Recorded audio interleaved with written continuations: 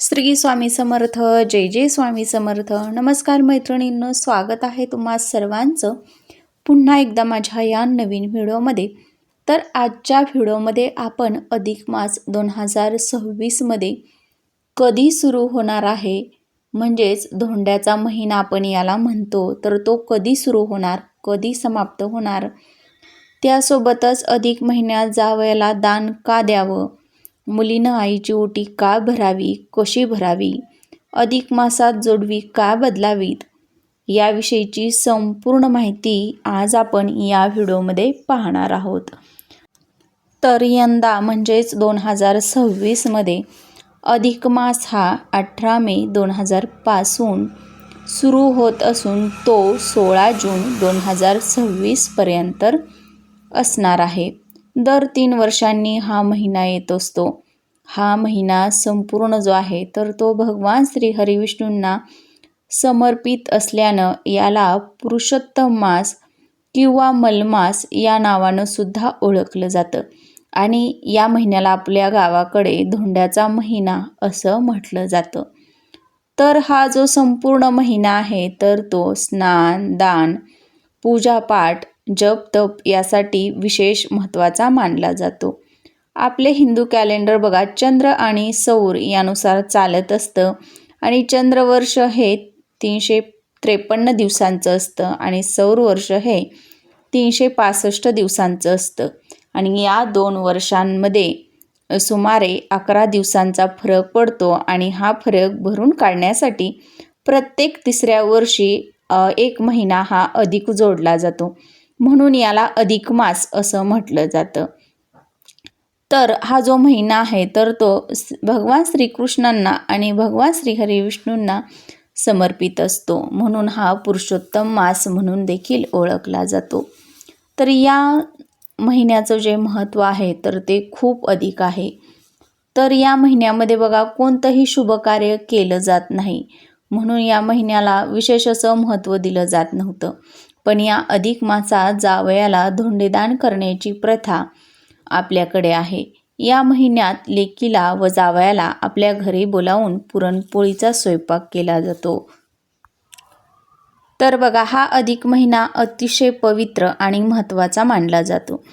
तर बघा लग्न कार्यात कन्यादानाला अतिशय महत्त्व आहे आणि आपल्या लाडक्या लेकीला सुयोग्य हाती देऊन किंवा सोपवून तिची जबाबदारी तिच्या पतीच्या हाती दिली जाते, म्हणजेच कन्यादान केलं जातं. यामुळं मुलीला एक हक्काचं घर मिळतं आणि त्यांच्या या म्हणजे त्यागाची बघा आईवडिलांच्या त्यागाची कृतज्ञतेची छोटीशी परतफेड म्हणून विवाहित मुली जी आहे तर ती आपल्या आईची ओटी भरत असतात. ओटी भरणं हा भारतीय संस्कृतीमधील एक महत्त्वाचा संस्कार. केवळ अधिक मासातच विवाहित मुली ज्या आहेत तर त्या आपल्या आईची ओटी भरू शकतात. इतर कोणत्याही वेळी मुलगीही आपल्या आईची ओटी भरत नाही. तर बघा अधिक महिना जो आहे तर तो सगळीच पुण्यकर्मे करण्यासाठी बघा अतिशय महत्त्वाचा मानला जातो आणि त्यातीलच एक महत्त्वाचं कार्य म्हणजेच पुण्यकर्म म्हणजे आईची ओटी भरणं. मुलगी सासरी निघाली की तिची ओटी भरतात, परंतु अधिक मासात आईची ओटी भरून तिनं आपल्या पदरात टाकलेल्या सौभाग्यप्राप्तीची छोटीशी कृतज्ञता व्यक्त करण्यासाठी हा जो सण आहे अधिक मासाचा तर तो अतिशय महत्त्वाचा मानला जातो. आणि अधिक मासात आईची खणा नारळानं ओटी भरून साडी देऊन आईचा सन्मान करायचा असतो. ज्या आईच्या पोटी आपण जन्म घेतला, जिच्यामुळे आज आपण हे सर्व जग पाहत आहोत, सुख समृद्धी वैभव ऐश्वर्य अनुभवत आहोत, अशा आईचा आदर सन्मान करावयाची ही एक प्रत्येक मुलीसाठी मिळालेली एक प्रकारची एक सुवर्ण संधीच मानली जाते. म्हणून अधिक मासात अधिक पुण्य मिळवण्यासाठी प्रत्येक विवाहित मुलीनं आईची ओटी नक्कीच भरावी. तर अनेक जणींना असा प्रश्न पडतो की आई नसेल तर ओटी कोणाची भरावी, तर तुम्ही अन्य सुवासिनींची बघा खणा नारळाने ओटी भरली तरीही चालेल किंवा तुम्हाला जर चुलती असेल, मावशी असेल तर यांची देखील तुम्ही ओटी भरू शकता, कारण त्यासुद्धा आई समान मानल्या जातात. तसं केल्यानं सौभाग्यवती स्त्रियांचं मंगलमय आशीर्वाद जे आहे तर ते आपल्याला मिळत असतात आणि बऱ्याच जणींना बघा असा देखील प्रश्न पडतो की सासूची ओटी भरावी का? विवाहित मुलीनं या महिन्यात फक्त आईची ओटी भरावी, सासूची भरू नये. कारण लग्न करून घरी आल्यावर सासू आपल्या सुनेची ओटी भरून आपला मुलगा राजीखुशी तिच्या पदरामध्ये देत असते आणि सासूकडून आशीर्वादरूपी मिळालेली सौभाग्याची ओटी आपण तिला परत करता येत नाही. तर विधवा स्त्रियांची ओटी देखील या महिन्यामध्ये भरली जात नाही. एखाद्या मुलीला आईची ओटी भरणं शक्य नसल्यास दुसऱ्या सुवासिनी बायकांची देखील तुम्ही खणा नारळाने ओटी भरावी.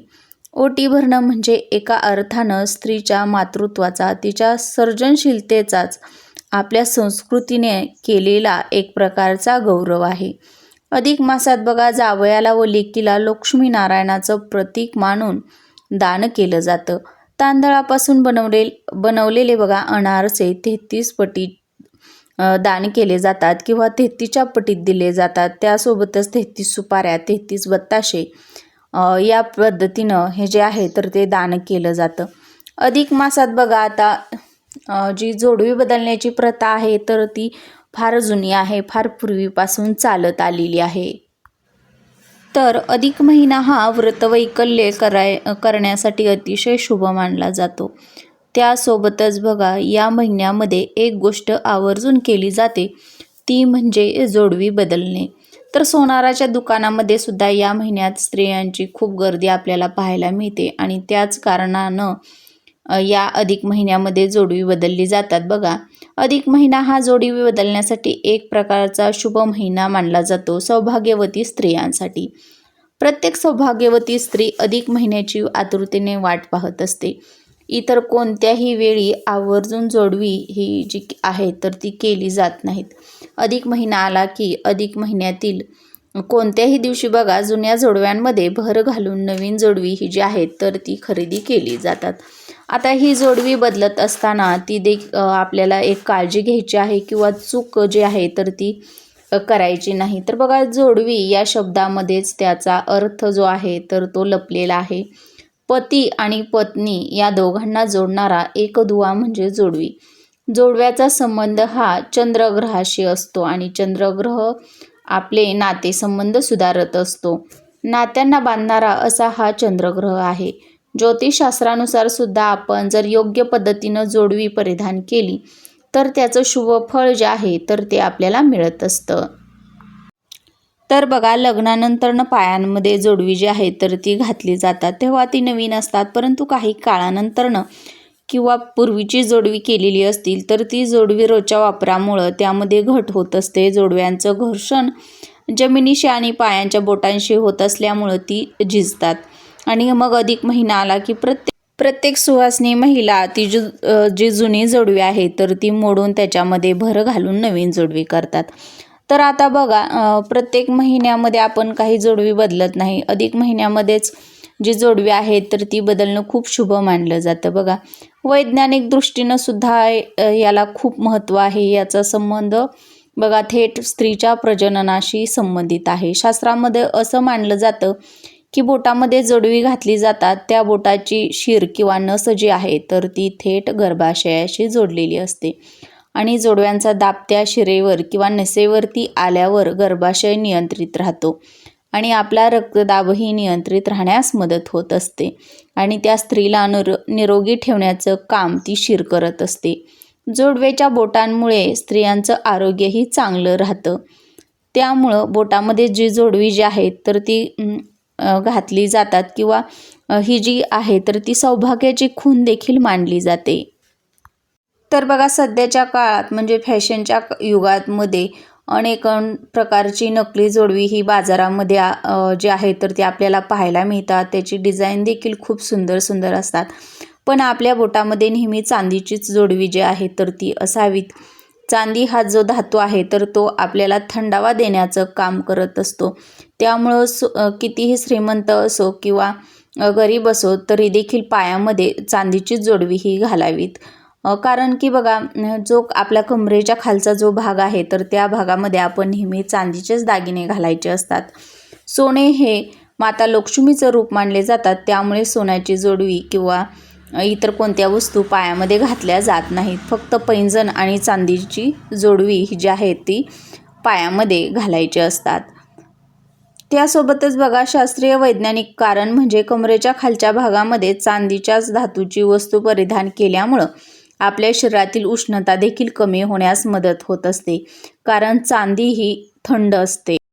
आणि बघा, आपली जी जोडवी आहेत तर ती आपली मैत्रीण किंवा बहीण यांना कधीही आपण घातलेली जी जोडवी आहेत किंवा मंगळसूत्र आहे तर ते कधीही देऊ नये, किंवा इतर सुवासिनी स्त्रीचं जोडवं किंवा मंगळसूत्र हे आपण कधीही परिधान करू नये. तर या ज्या काही नियम आहेत तर ते पाळून आपल्याला जोडवी जी आहेत तर ती घालायची आहेत. जोडवी ही कधीही सैलसर नसावीत, ती घट्टसर असावीत, बोटातून गळून जाणार नाहीत अशी असावीत. पायातून जोडी पडणं हे देखील अशुभ मानलं जातं. त्याचबरोबर बघा, जोडवी जी घेताना आपण बघा विड्याची घेतो तर त्यामध्ये आपण बघा 3 विडे किंवा पिळे असतील अशी जोडवी घेऊ नयेत.